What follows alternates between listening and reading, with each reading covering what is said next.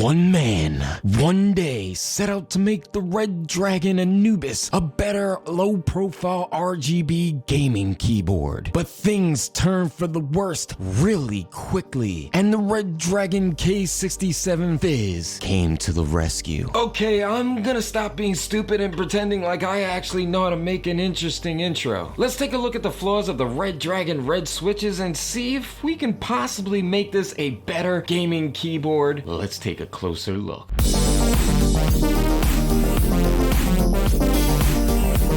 I've taken a look at several Redragon gaming keyboards on the channel, most recently the Redragon Anubis and the Fizz, which was provided by Redragon themselves for review. Now, I purchased a Redragon Anubis looking for an ultra low profile gaming keyboard pretty similar to the one in my Alienware laptop, and unfortunately that was a complete failure. The Anubis wasn't even close, so I got a bright idea. There had to be something that would make the Anubis a better keyboard. I really like blue switches, and just maybe that would change the overall feel. Unfortunately, things went south really quickly. I started off by pulling all the keycaps off the Anubis, then I pulled out one of the brown switches with the switch puller provided by Redragon in the box, and at this point I compared it with the Redragon Outemu blue switches I purchased from AliExpress. Oh no, I didn't. Yes I did. The new blue switches are the wrong size,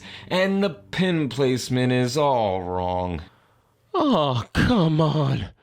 A lawnmower? You gotta be me, guys. I'm trying to record a video here. I didn't want to throw the towel in on this project, not yet anyways, so in came the Redragon Fizz, a 60% keyboard with red switches, and I was still kind of curious if this keyboard can be better with blue switches. So once again, out comes the keycap puller, and there goes the keycaps. As you can see, I already tested one of the blue switches, and it definitely fits, but I would soon realize a flaw in these Redragon red switches. At first, it didn't look promising for the Fizz either. The blue switches was smaller and shaped different, but the pin placement seemed to be really close. Despite my doubts here, I pushed forward, but while pulling the switches from the PCB, something really disappointing happened and revealed what I believe is a flaw in the red switches from Redragon. These red switches are extremely hard to pull out. I would state be really careful pulling them out and be patient, but I thought I was. Somehow I still managed to break several switches and soon noticed that the plastic where the clips are located is really thin. After close inspection, I realized that I was using the wrong switch puller, so I bought 3 more, but the problem happened over and over again. Now, to be completely fair, it did get better when I was using the glorious switch puller, but even then it was still chipping the lip of the clip. After getting all the red switches out, I started to replace them with the blue switches, and the whole time there was this nagging voice in my head that kept repeating, "Those pins are not going to be long enough to make a connection. Those pins are not going to be long enough to make a connection.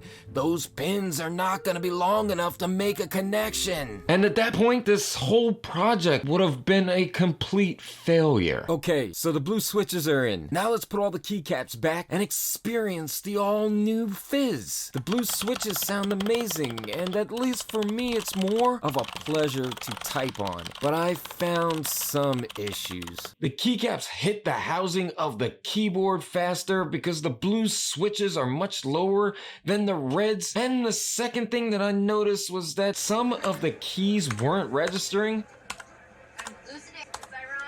Pulling the switches back out, I quickly realized that during the process of putting the switches in, some of the pins got bent. The curiosity continues. Can I make the Redragon Fizz an even better keyboard with new keycaps? I have 3 different keycaps from HyperX, Razer, and some unknown brand. Are there other mods that I can do to the Fizz that would make it a better gaming keyboard? If you're interested to see where the Fizz modding madness goes, you know exactly what to do. Even Even though this started out as a failure and there were some mishaps along the way, it turned out okay. The Redragon Fizz is definitely a more enjoyable keyboard to type on now. Sounds better, and there's a little more feedback. Let me know down below if you have any ideas, mods, or just anything you'd like to see happen to the Fizz. For exclusive unboxings, DIY projects, and some gaming chatter, check out the We Deem gaming community Facebook group. Follow us on social, and all the featured product links and links to the equipment I use to record my videos are in the description down below. As for now,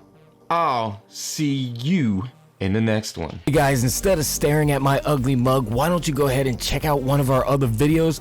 1, 2, I'll wait. My busted face ain't going nowhere.